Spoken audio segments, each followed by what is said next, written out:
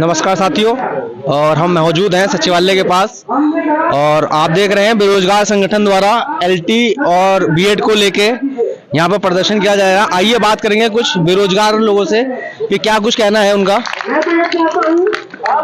आप किन मांगों को लेके यहाँ पे प्रदर्शन कर रहे हैं? एलटी और लेक्चरर की जो विज्ञप्ति है ना, उसके लिए मांग के लिए हम यहाँ पे प्रदर्शन कर रहे हैं। काफ़ी टाइम से हम इस भर्ती का इंतजार कर रहे हैं। और सबसे बड़ी बात तो ये है ना कि हमारी जो एज है ना, तो वो भी तो जा रही है ना। और 4 साल से एलटी और लेक्चर का कोई फॉर्म नहीं आया है। तो हम चाहते कि जल्दी एक बार तो सरकार ने कहा कि 10 मार्च को पेपर होगा, और उसके बाद अभी तो 10 मार्च तो आने वाले, अभी तक कोई विज्ञापन नहीं निकला। तो हम 10 मार्च को किस चीज़ का पेपर देंगे? सरकार हमें ये जवाब देगी। और दूसरी बात है कि हम लोगों के घर से भी तो दबाव होता है ना। हम लोग तैयारी कर रहे हैं इतने सालों से, हम इसलिए यहाँ पे बैठे हुए हैं कि हमारे भी कहीं हम गवर्नमेंट जॉब पे जाएंगे, हम सेवाएं देंगे। लेकिन हम किसकी सेवाएं देंगे? हमारे जब विज्ञप्ति नहीं आ रही है तो।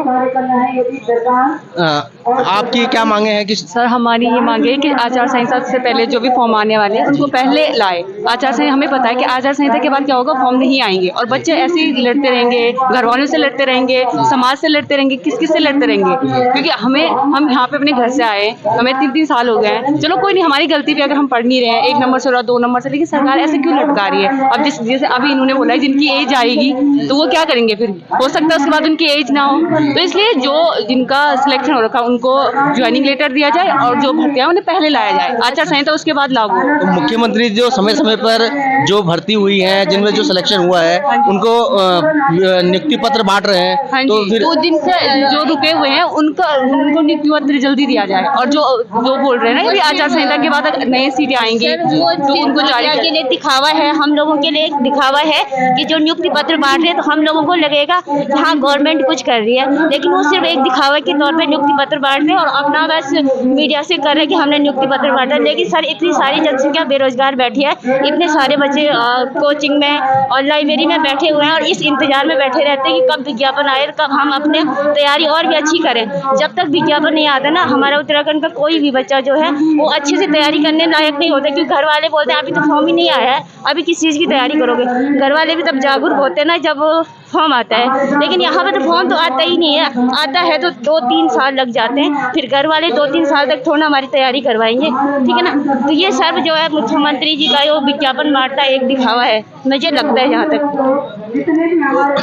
तो आप भी मानती हैं कि मुख्यमंत्री दिखावा कर रहे हैं? सर, दिखावा, जो पुराने बच्चे उनका ज्वाइनिंग लेटर नहीं आया तो हो सकता है ये दिखावा ही हो। अब आप बोल रहे हैं इतने ज्वाइनिंग लेटर, तो कहाँ है बच्चे? बेरोजगार तो दिन प्रतिदिन बढ़ रहा है, तो आपको उस हिसाब से बदल आने चाहिए ना। आप बस वो दिलासा दे रहे हो कि चुनाव हो जाएगा उसके बाद लाएंगे, तो कब लाएंगे? बच्चे बोल रहे, बच्चों की ये मांगे बस उससे पहले लाओ, उसके बाद बच्चों को बताएं, उसके बाद नहीं आएंगे। तो बस यही मांगे। और तो क्या लगता है आपके इस आंदोलन से धामी सरकार विज्ञप्ति जारी करेगी? पता नहीं सर, वो तो उन पे ही डिपेंड करता है। देखो, बच्चे तो इतने लड़ रहे हैं, अब क्या होगा? घर वालों से लड़ेंगे, समाज से लड़ेंगे, बस और क्या होगा? वो तो अपनी सत्ता में है ना, तो इतना ही होगा। अभी आपके छात्र नेता भट्ट जी ने कहा कि उत्तराखंड बनने से पहले यूपी में ही रोजगार था। तो क्या आप मानती हैं कि यूपी से अलग होके उत्तराखंड का विकास हुआ है या नहीं? सर, एक होता है ना विकास जो होता है, एक तो ऊपर एक रो होती है ना, पहले ऊपर चढ़ते फिर नीचे आते, तो वही रो चल रही है, पहले ऊपर गई फिर नीचे आने लगी है। तो दिन प्रतिदिन बेरोजगार बोलेंगे। यहाँ पर ये हो रहा है कि जो इंसान पहले से विकसित था उसी का विकास हो रहा है। जो हम मतलब मध्यम वर्ग या निम्न वर्ग के लोग होते हैं ना, उनका तो कोई विकास ही नहीं हो रहा। उनका विकास हमेशा जो हमारे लिए होता है कि हमारा उत्तराखंड का जो दूर दराज का गाँव का जो बच्चा होता है ना, तो उसके लिए पुलिस की भर्ती होती है मेन तौर पर, और ये हमारी जो ग्रुप सी की भर्तियाँ आती हैं वो होती है, उसकी तैयारी करवाते हैं घर वाले, ठीक है? तो वो बच्चा हमेशा निम्न परिवार का बच्चा होता है, ठीक है? और उसके लिए अगर तुम्हारे समय से फॉर्म नहीं आ रहे हैं या आते भी हैं, कभी पेपर लीक हो जाता है, तो कहाँ से विकास हो रहा है सर? विकास तो हो ही नहीं रहा। विकास तो हम उनका हो रहा जो पहले से विकसित है, उनका विकास हो रहा है। अच्छा, जो पहले से विकसित हैं केवल उन्हीं का विकास, वो ऊपर चलते जा रहे हैं। जो गरीब हैं वो वैसे ही रह रहे हैं। जी सर। तो यहाँ तमाम आरोप लगा रहे हैं छात्रों द्वारा।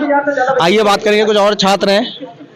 भाई साहब, हाँ जी। तो आप आज लोग बेरोजगार संगठन के तले आंदोलन कर रहे हैं, तो क्या लगता है आपको कि शिक्षा मंत्री और मुख्यमंत्री नामी द्वारा, सरकार द्वारा आपकी बातें सुनी जाएंगी? मुझे लगता तो है नहीं। जिस प्रकार उन्होंने 3 महीने से बयान दिया है कि 10 मार्च को पेपर होगा, लगातार छात्रों को उन्होंने एक सांत्वना दी, और अब ऐन वक्त पे जब पेपर कराने की बारी, अपनी विज्ञप्ति निकालने की बारी आई, अब वह नियमावली का हेरफेर देके अपने झूठे वादे कर रही है। ऐसा क्यों, जबकि हाई कोर्ट के आदेश आने के बाद भी उन्होंने क्यों नहीं नया नियमावली पे अध्याचन UKSSC को भेजा? तो ये एक तरह से पूरा मुझे लग रहा है कि बेरोजगार को बरगलाया जा रहा है। एक तरफ सरकार अपनी नई एजुकेशन पॉलिसी के बारे में बड़ा प्रचार प्रसार कर रही है, क्या बिना शिक्षकों के NEP जो राष्ट्रीय शिक्षा नीति है, क्या धरातल पर उतर पाएगी? मुझे तो लगता नहीं है। जी, आप कुछ जी बताएं। जी, आपके सभी दर्शकों को सबसे पहले मेरा प्रणाम। आज जो बीएड प्रशिक्षित बेरोजगार हैं, पहले आप अपना नाम बताइए। मेरा नाम अजय जोशी है, मैं टिहरी से हूँ जी, और देहरादून में हम लोग तैयारी कर रहे हैं जी। पिछले कई सालों से तैयारी कर रहे हैं, और LT प्रवक्ता जो है शिक्षक भर्ती जो है उसके संबंध में हम लोगों ने आज सचिवालय कूच का अभियान किया है। और जो है सरकार झूठे वादे कर रही है। सरकार की जो भर्तियां हैं वो केवल अखबारों तक सीमित रह गई है।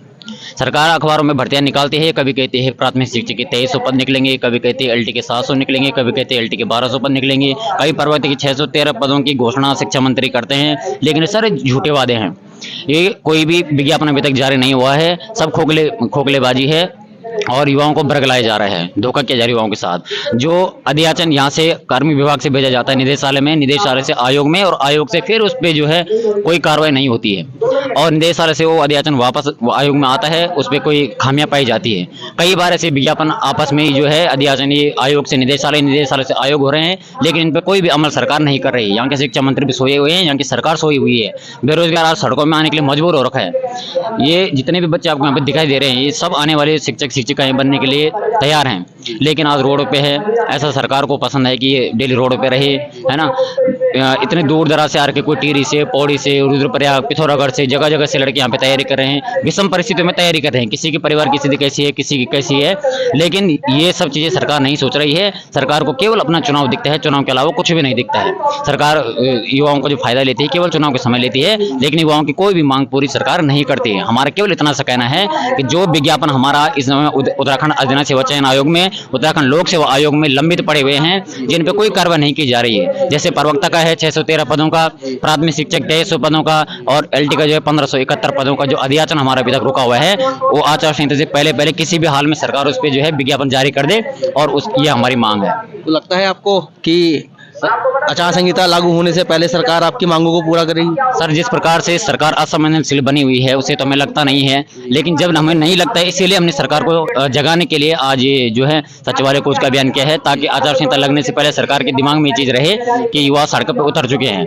आचार संहिता से पहले क्या इस तरीके के आपके द्वारा प्रदर्शन, और यदि हमारी मांग आज पूरी नहीं होती है, यदि हमें यहाँ से कोई संतुष्टिपूर्ण जवाब नहीं मिलता है, तो आने वाले जो भी विधानसभा सत्र होगा इसमें और उग्र रूप से हम लोग आगे आएंगे। हम लोग फिर से जो है विधानसभा का घेराव करेंगे यदि हमारी मांगे पूरी नहीं होती है तो आपने सुना, तो अगर मांगे पूरी नहीं हुई तो विधानसभा सत्र में इससे उग्र आंदोलन की चेतावनी दे रहे हैं। तो आप बने रहिए हमारे साथ, हमारे YouTube चैनल पहाड़ी समाचार दर्पण पर।